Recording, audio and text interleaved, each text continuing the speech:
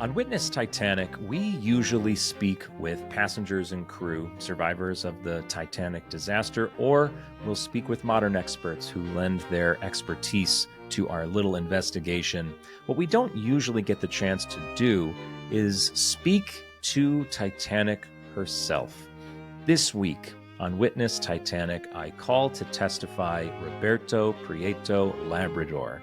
He will serve as a sort of interpreter of Titanic's native language, interior design.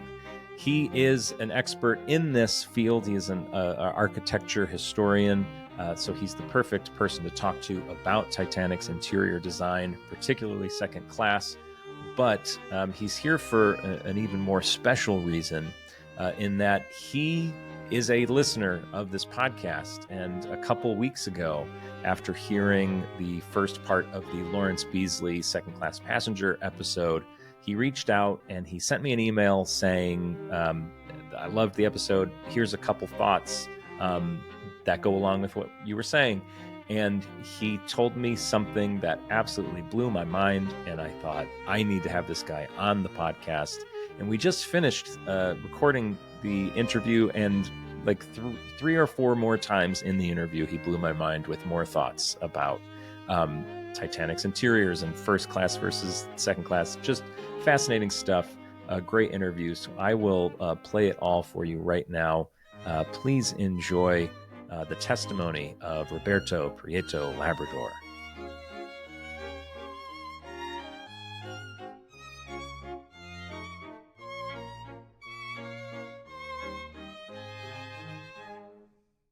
Roberto, thank you for joining me and welcome to the podcast. Thank you. Thank you for having me. It is a pleasure to have you because, like I said, you're the first listener of the podcast to make it on as a witness. So that's kind of fun. Do you remember why you reached out? It was second class related, if I remember correctly. Yeah, that's correct. I think my point was that there's always so much about first class and third class, and you were commenting how little of second class actually we know, or at least how little is out there. So I was trying to encourage you to do more about second class after the first Lawrence Beasley podcast. Right. And I give you a few examples as well. Yeah, and the thing that really fascinated me that made me think, all right, I gotta meet this guy and see if he'll join me. The fact that you sent a long email about second class that was fascinating. But the one thing you said that in particular that really got me was that I've always considered second class to be a much more palatable interior design. First class is just so extravagant that to our modern tastes. It's just it's gaudy. It's just like I wouldn't even be able to sleep in some of the cabins because there's just so much going on. While second class, like the second class smoke room, it looks very modern to our taste today. And you explained that makes sense because at the time a first class passenger wouldn't be as modern, forward thinking. They would be very traditional. So all of the designs that they would have been used to were all crazy traditional and like very much removed from 2024. Meanwhile, second class passengers are a bit more modern. It was the newest class, a new middle class, a new working class. They were very forward thinking. So they would be a little bit ahead of the times and therefore more with how we see interior design today. So a big question I should ask you is, people will be wondering why you? Why is it just because you sent this email? No, it's because you actually have an expertise to lend us. What do you do for a living that would make you a witness in a Titanic inquiry?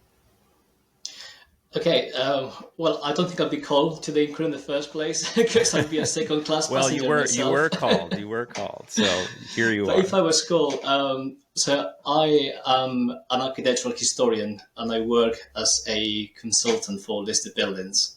So for those that are not part of the UK and they are from outside, so most buildings in the UK that are are pre-1750, and even though after 1750 there's many that are still also considered of value, they are actually designated, which means they are protected. So any changes, anything that needs to happen to the building needs permission from the local council. So my job is giving that sort of like advice. So I think if I was to be called to the inquiry back in 1912, it would probably be to make sure that I pointed out how luxurious, how amazing, how well designed the ship was, and probably, promote this idea that the ship sank in one single piece because it was so well designed and so robust. Yes. I think that would probably you would add. Yes, you would add to the misinformation on that. That's really funny. So you're an architectural historian. That's the title I was missing. So you and this, gosh, I mean, I'm from the United States. I'm sure plenty of my listeners are from the United States. There are very few buildings as old as any of the years you just said. Our country is barely that old. So you guys actually have to, like, your job. I don't know if, I'm sure there are people in the United States that have your job that are architectural historians. But I'm sure there's way more in the UK because you guys have literal castles still standing in the middle of towns, which is fascinating. What's like some of the like oldest buildings that you've worked on? Just out of curiosity. Right, that's a very tough question. All right, so I think the oldest so far is a house. So I tend to do mostly vernacular buildings, which are those sort of like traditional buildings owned by what we call the middling sort or the middle class later. Hence my interest for second class in Titanic. Yes. So this was a house that was built from a priory. So the only thing that remained from the priory was the chapel, which, if I'm not remembering this wrong, it went all the way back to the 12th century. Wow. And it was made of a stone, beautiful building. And then it had like different additions. So you got like a timber frame 15th century cross wing, and then a 17th century also timber frame addition. And it was very cool because normally when you go to a 15th century timber framed building by itself, and then you got like an 18th century, 19th century addition, obviously the timber frame the timber frame section really stands out. But now having a 12th century structure next to a 15th century timber frame addition, wow, the timber frame looked really modern in comparison with the 12th century chapel. So I think that was probably one of the oldest I've been involved with. Absolutely incredible. I mean, you are an architectural historian, right down that sort of second class lane, which is great for us because, as we've talked about on this podcast many times, second class gets passed over. It's not as dramatic as first and third class. So it's great to give some proper content to the people at home who are interested in second class. And what we will be doing in this episode, Roberto sent over a bunch of images that we're going to look through. If you're watching on YouTube, you're fine. I'll just edit in all the images so you can see them while we talk about them. If you are listening on in podcast form, no worries. Just go to my Instagram, which is at James Penka, at JamesPenca. I'll put the images there. It'll be in probably my most recent slot on my Instagram, and you can see the images as we talk about them that way as well. So how would you like to start? Do we want to talk about first class for a bit, third class for a bit, or do you want to just jump right into second class topics? I think we can probably do a bit of, what is the most characteristic or, the most interesting bit of each class, roughly, and then we can just focus on second class. Great. So let's start with first class. Obviously, first class, you said before, is overwhelming, yes, luxurious and decorated, and that was the intention. I think that's where Titanic went really ahead from all the ships like Mauritania, or the previous liners before her. And obviously, it sounds very basic, but yeah, luxury was the brand of first class. And you were saying before, the decoration fell for today, for us today looks really dated, but it was actually already dated in 1912. and that was the whole point. So if you were a first class passenger, you would be someone on the very, very top of society. And we're talking about aristocrats if you come from the continent, or multimillionaires in America and other places, that they were trying to, resemble that lifestyle of the aristocracy in the continent. And these people lived in these luxurious mansions, which, like the buildings I tend to be involved with, were built 500 years ago, and they start evolving.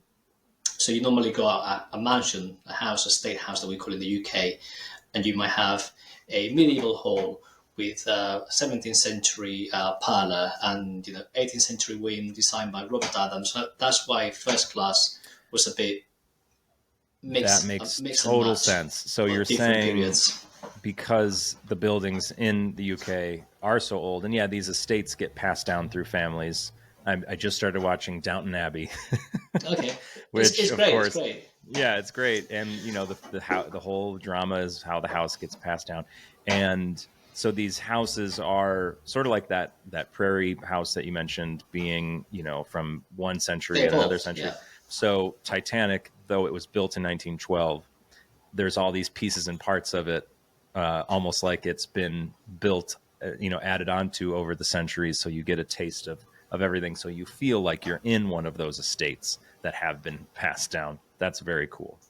Exactly. And it goes a step further. It also tries to replicate, because obviously you got your American passengers that might not live in these sort of houses, but they're very used to very luxurious hotels, both in America and both in the continent. So there's a lot of elements that you get from those places. And one of the images I brought was the winter garden from the Savoy Hotel in London, which, if you start looking into the details, is a much bigger version of the Palm Court and the Veranda Cafe in first class. Even the details in the windows are exactly the same as those in Titanic. So they try to, put all those elements back into Titanic. Yeah, any Titanic person would look at this and tell you exactly what room this is what room on Titanic matches this, and that's the veranda Palm Court on A deck, aft of the smoking room, with that beautiful kind of 180 view of the ocean on the aft end of A deck. Absolutely stunning room. Like a skylight on the top, it looks like. That is a beautiful photo. A beautiful photo. It's amazing. It's fantastic. And the quality of the image is fantastic as well. I mean, I know. Period. Some of these photos from 1911, especially like the ones that Robert Welch takes in the shipyard, I'm amazed at the high def. You can zoom in on some of these images. They're incredible. So that was the whole idea. There's a few other elements that, for example, it's a bit of a cliche, but I thought it was interesting because I don't think it's a very well-known fact. The very famous cherub of the first class staircase is actually a copy of a cherub, which is a sculpture in the Versailles Palace in France. Okay. This is Titanic royalty right here. This absolutely. Cherub. So we're looking at the same cherub from the first class grand stairs that has gone missing. It's never been found on the ocean floor, unfortunately, at least not yet. Maybe one day. But here it is outside the Palace of Versailles. And so this just goes back to Harlan and Wolff, White Star Line's attempt to make Titanic into a palace all by herself, and to have, not that anybody might go through the grand stairs and see this cherub and go, hey, that's from the Palace of Versailles. But subconsciously, you're just getting this palatial vibe, which is really incredible. Absolutely. And I think you've mentioned that a few times. Mike Brady mentioned that as well in his episode about this idea of not feeling like in a ship, but actually in a palace or hotel. And there's a few testimonies from passengers. For example, Archibald Gracie in his book that he writes in 1913, The Truth About the Titanic, one of his quotes says that it was a floating palace. Right. So there's, and I think I remember Jack Thayer, who was also in first class. he also wrote his sort of like experience later on, and he mentioned something similar as well, some sort of like Yeah, palatial. floating palace, or floating hotel. Those are words thrown around a lot by various passengers. So clearly, you can see with these images, you can see why that was the case. It wasn't. It's So, not actually. It wasn't even just hyperbole. It wasn't. They weren't exaggerating. Literally, oh no, these it's these literally spaces were that. meant to be palaces or Exactly. hotels. Yeah. Yeah, same thing with Diana of Versailles with the Hmm. statuettes. It came as well from the palace, so it's that sort of idea. And all these sort of like luxury hotels, luxury mansions, and estate houses in the UK, they get mixed with what has been done by Harland and Wolff in previous ships, and that's why I brought this image, which I think is a very interesting image from the Laurentic, which is the first class, and it's almost like a prototype of the first class staircase of Titanic. I mean, Wow. it's the Yeah. same dome. It's a much simple. It's a miniature version of what Titanic will be. Yeah, it literally just looks like a cheaper, like they ran out of money and didn't want to go as extravagant. Or would it also could you could almost say it is a very good mixture of the first class grand staircase on Titanic and the second class staircase on Titanic. Like Oh yeah, there's elements of both, and it is truly a an attempt at or an early attempt at Titanic's grand stairs because that dome, the wrought iron design on it is the exact same, or pretty much the same, because I can see there's a design in it. Well, I won't mention it actually because somebody pointed out something about Titanic's dome, the design, the circles and the arches, those beautiful wrought iron, I assume, in the glass. Someone pointed out a thing about that design that kind of looks like something funny. I won't mention it because now okay. every time I look at the Grand You Staircase see Dome, it. I can't unsee it, and it's very funny. So I won't. If anybody wants to know what it is, email me and I'll I'll tell you. But be warned, it ruins the staircase forever. But I won't ask. I'll just leave it there. Yeah, you don't want to know. You don't want to know. Right. So I think that probably I think that defines first class very well. Oh yeah, I don't want to linger too much on it. And then second class. Actually, let's go to third class first, and then we yeah. can Let's go to go. third class, then we'll go to the main topic. Yeah, Third class, obviously, is just the opposite. I mean, there's the class with the largest amount of passengers. Most of the people working in sort of traveling in third class would be immigrants or people like with quite reduced means, so they would be part of the working class. And I think there's a lot of there's this cartoonish idea. I think you mentioned that before as well of how we see first class and third class, and I think that is the result of that sort of like dramatism between both classes. And we tend to imagine third right, class people like covered in rags and and dirty and covered in lice, right, and there's nothing like that. You see actually images of third class passengers, and they dress well, they were perfectly respectful people and respectable, just had very limited means.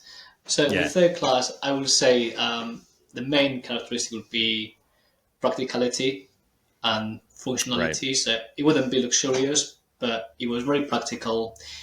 It was clean. It was very easy to clean because there was no upholstery, wide spaces. So they Hmm. promoted the idea of being clean, lots of hygienic, bigger spaces, practicality.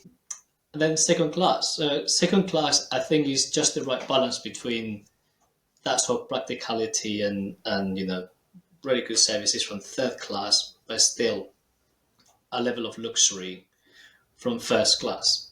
Right. And one of the main sentences that we hear all the time about Titanic is second class or even third class were as luxurious as first class in other liners. And I think that has become one of those sentences that has been repeated so many times Oh yeah, that you hear it it a lot, and you hear it almost about other ships as well. It was like certainly was an advertising ploy for shipping lines at the time, to say our second class is as luxurious as first class on other ships. Like, that's just such a thing that people would say, whether it's true or not.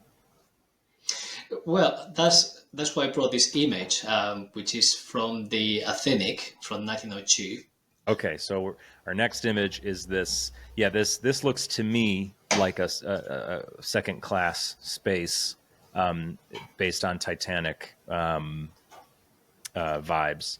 This is a Robert Welch photo, because it says RW in the bottom. Oh, and this is a great moment to mention. People have asked me, I don't think I've mentioned it on the podcast, people have asked me why I put in the corner of my episodes on YouTube, when I'm doing a proper 2024 interview like this, I'll put some numbers in the corner. It's obviously it says Witness Titanic and then the number of the episode, but that little number in the bottom left corner of this image, that's what that is a reference to.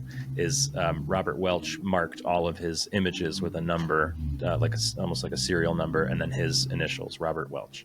So that's what that is a shout out to. So tell us what you know about this staircase aboard the Titanic. So this was the first class staircase, and it's practically identical of the second class staircase. Yes, this is first class. That's very cool. And so we can literally say that, yes, second class on Titanic was literally first class in previous ships. I mean, this ship was also what is the line and designed by Harland and Wolff. So obviously they were quite clever to reuse and recycle, something that was already successful. Sure. But then upgraded it. So I think another thing I'd like to mention about the second class staircase is how domestic it feels. So we've seen there's definitely like precedent in previous ships by Harland and Wolff, but there's also this sort of like domesticity, if I may, in second class, which I think that's why it feels so appealing and so cozy, especially when when compared with first class. It feels cozy to us now. Yeah, absolutely. Yeah, exactly. And there's this very lovely detail on the second class staircase, which you got the newel post, which for those that don't know what that is the post at the end of the baluster on the staircase, which is like the main post.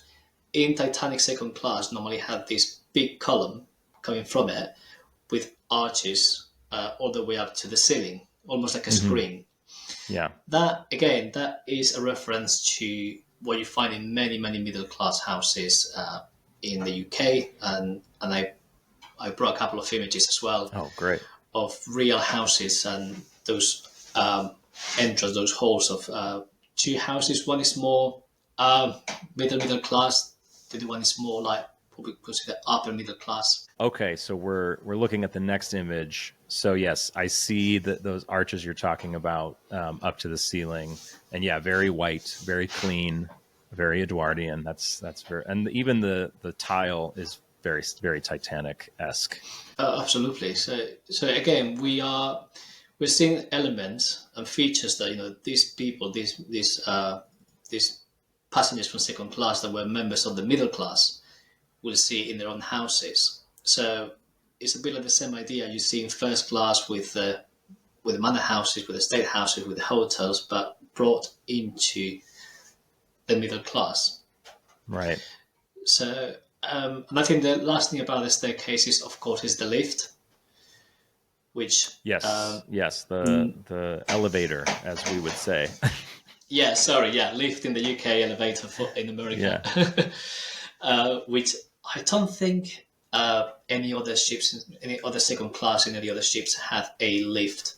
Yeah, this was the first lift for a second class area. And I know there was a testimony of someone getting a tour of second class. It was a first class passenger, I believe, getting a tour of second class, or maybe it was a second class passenger. Anyway, they're getting a tour, and they stepped off the lift into the dining saloon, and they had to ask the tour guide, "Are you sure we're in second class?" Like, I know you said we're in second class, but are you sure this isn't first? Because this is crazy. It's quite beautiful. Yeah, no, absolutely. And again, Mauritania or Lusitania, they both have a lift exactly in the same way that second class had in the Titanic, which is just in the staircase, in the stairwell, just in the middle of the staircase, just like going The stairs go around the shaft. the shaft. Yeah, Which that's is cool. a very interesting concept because in first class the lifts are almost like concealed to the back of the stairs. You have to go around the staircase to see them. It's not the main feature. The staircase is the main feature. Again, a very traditional element, the staircase over the lift. But in second class, it's actually the lift. That's fascinating. You're blowing my mind with that. That's very, very true. In second class, the very modern thinking, modern working class, middle class people, the new invention, this relatively new invention, would be the centerpiece. But in first class, hide those things in the back because we're here to see the traditional staircase. That is a very good point. So I think next would be going into the smoke room, which would be in B deck. So if you're coming Yes. from boat deck, A deck, obviously it was just first class, and then we go to B deck where the smoke room was, which I have to say that was my favorite room in the entire ship. I love the smoke room. It fits I would feel very comfortable in there. Yeah, same here. I think it's very cozy. For me, it reminds me of the sort of like, pubs that you get in the UK. There's many sort of like pubs built in, well, everywhere really, and any time since 500 years ago. But there's many from the same time as the Titanic. I don't have any photographs. We have actually brought any, but there's a few up there, and there's many spaces that remind me as well as the smoking room with that sort of like paneling room and the sort of like Moroccan leather seats. I don't think I'd be very keen of the spittoons myself. Yeah. Yeah, I never actually thought about that. That's true. That would be. I'm sure the floor in general on the smoking room. I can't imagine it was a. In fact, that whole room must have just smelled awful. But so maybe we wouldn't be maybe we'll hang out in the library instead. But definitely, at least in the virtual video game version of it, which I will show on screen or will be on my Instagram, is certainly quite nice and calming. In terms of the styles and the way that the smoking room was designed, is interesting because then you got what I call the Edwardian interpretation of all the styles, which is something that I think it needs to be quite clear because it's very common to go to Google or go to any books about Titanic and you start seeing all these names by Georgian style or the Tudor style or the Adams style or the William and Mary style, and all those styles were actually real older style from the 15th, 16th, 17th, 18th century that came into fashion again in the 19th century and the early 20th century, and that's what we call the revivals. But it wasn't a pure version of these styles. It was an interpretation of these styles based on their own personal taste or the romantic idea of those styles. So the smoking room was actually designed in the Louis XVI style, which is a French style, and that would be the last decade of the 18th century.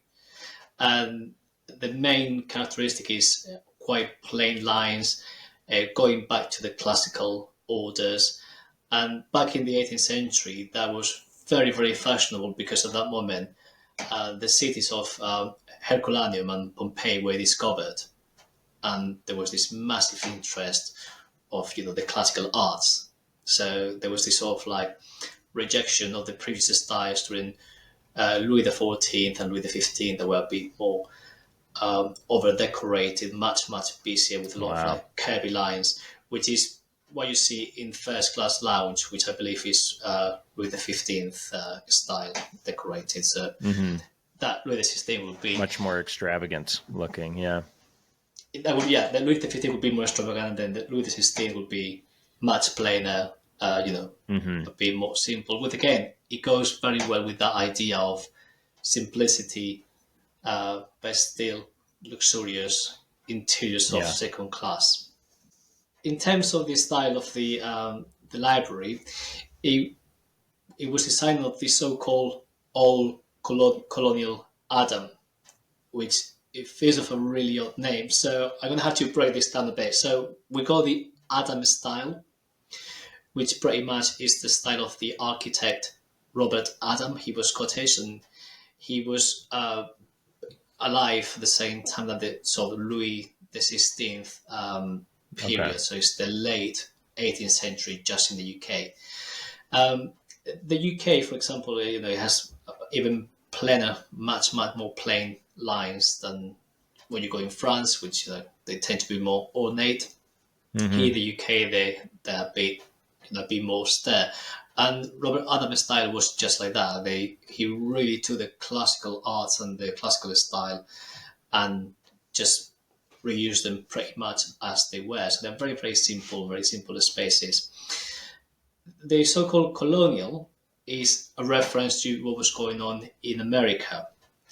So during this time in America, again, you got these revivals, and whilst in the UK they might be taking inspiration from the medieval period or from the Tudors or from the Jacobin in the 17th century, in America they were going back to the colonial time. So they were looking back to the 17th and the 18th century, and those styles, those colonial styles, get mixed with the influence from the UK, and also the influence of Robert Adam. And in America, this colonial style that is born, this amalgamation of styles, is a much diluted version of the original Robert Adam, if that makes sense. So the library is sort of the most American space on the ship. Yeah. It's like I've never thought of it that way. Ever. I've never thought of Titanic as a very British ship or very Irish, being where it's from.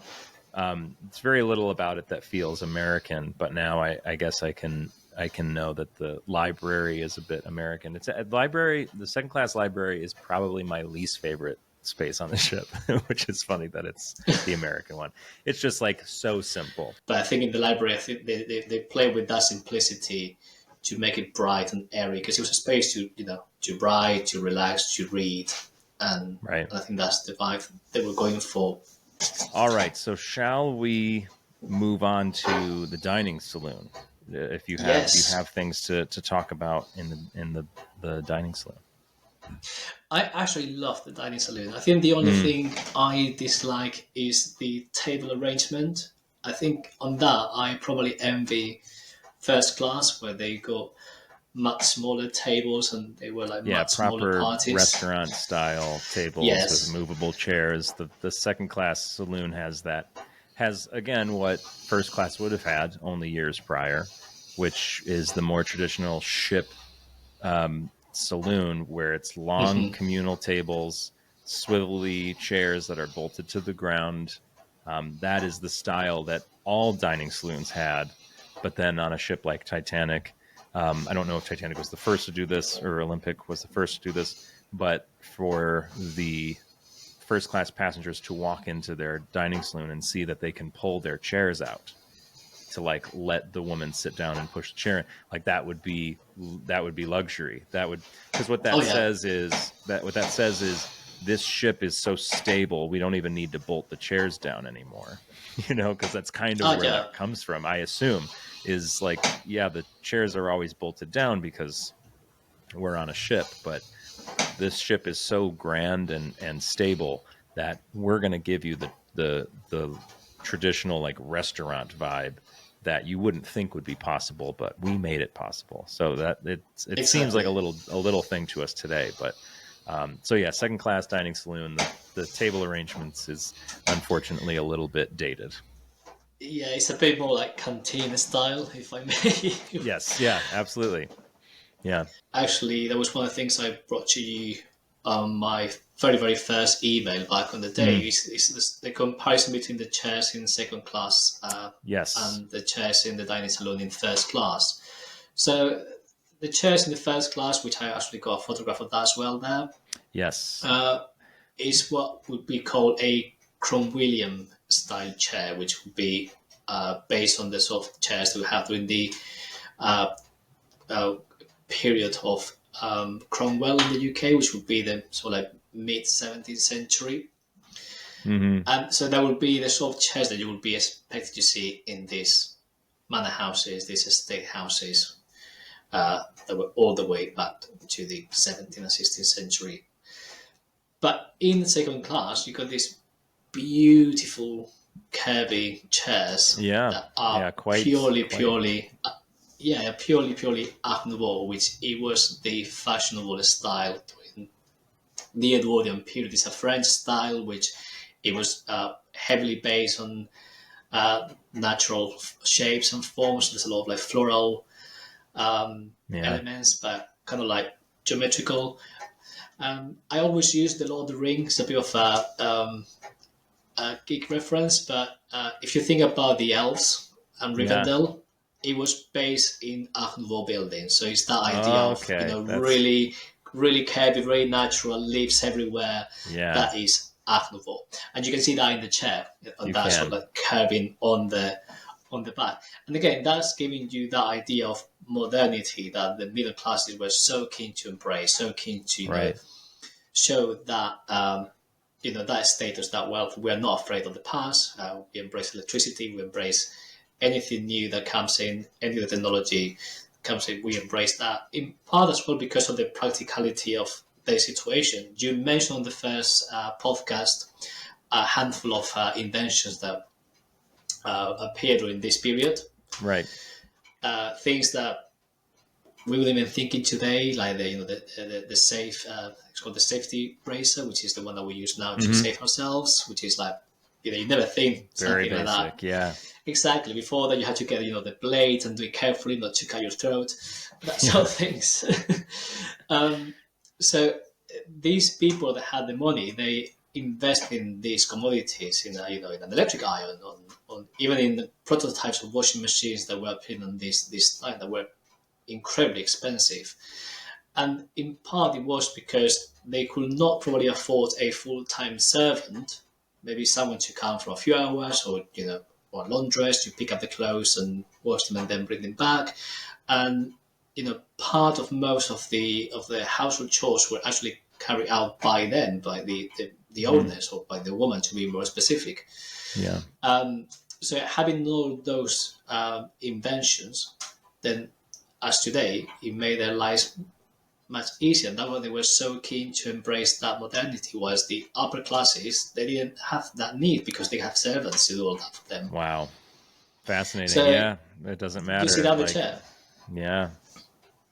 So I think that that comparison of the two chairs, I think that speaks so much about the old-fashioned traditional upper class and the modern looking to the future middle class with the Art Nouveau, which also is very, very continental. And in the UK, there's a bit of Art Nouveau, and when you go to middle class houses, you find a few elements like stained glass, or on the fireplace.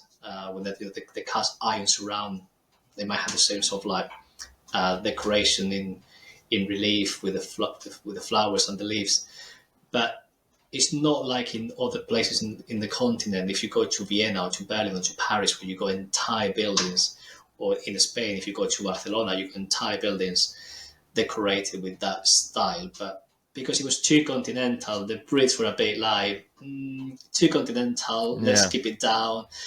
So having those elements in the Titanic, I think, is very interesting. It's a purely continental style, and I love it.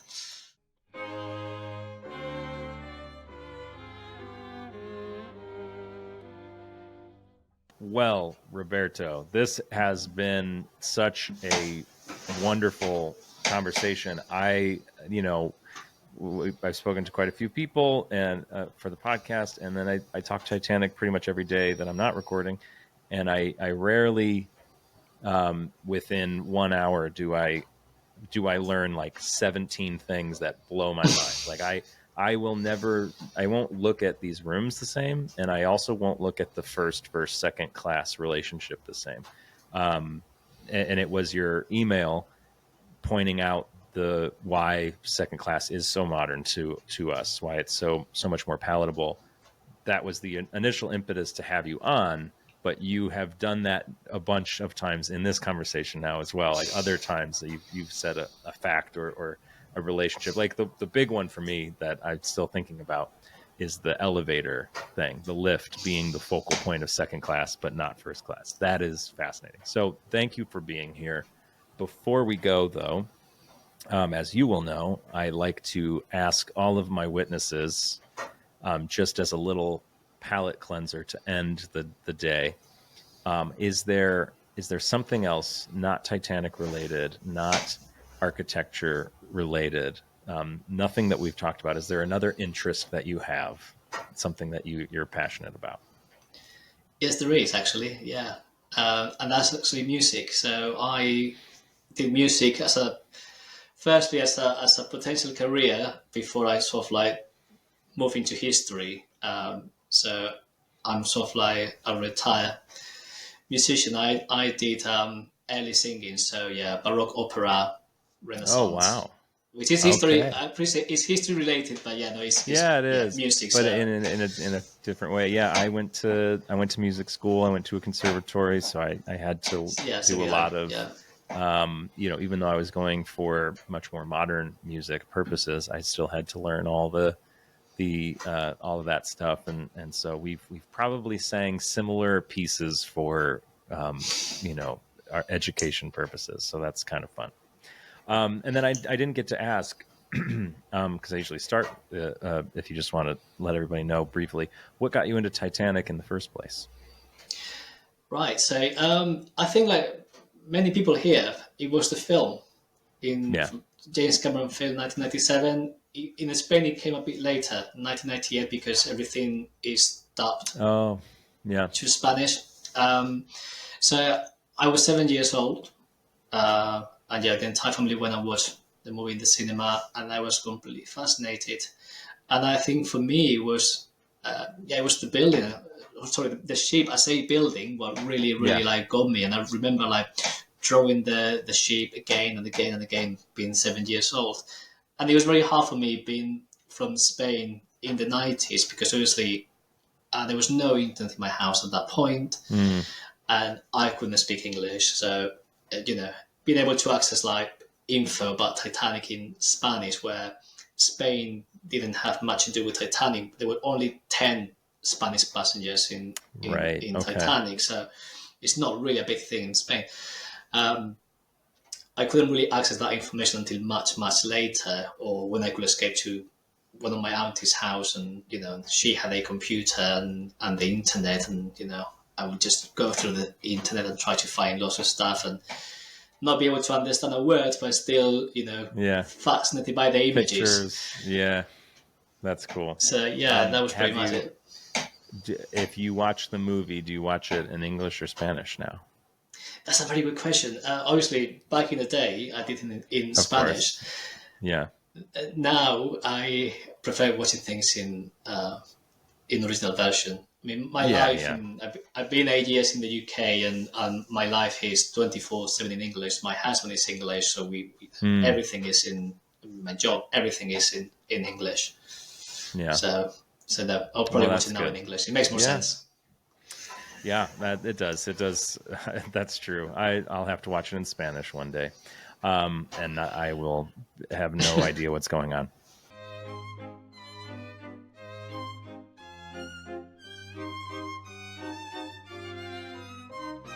Folks, thank you so much for listening to this episode. I hope you enjoyed the interview as much as I did. It was a pleasure to have Roberto on as a witness. If you are a listener of this podcast and like Roberto, you have an expertise that could benefit our investigation and you want to be a witness on Witness Titanic, please email me.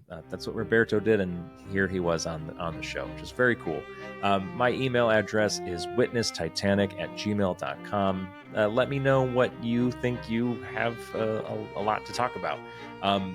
You're going to have to be real good because I'm not just going to let everybody on.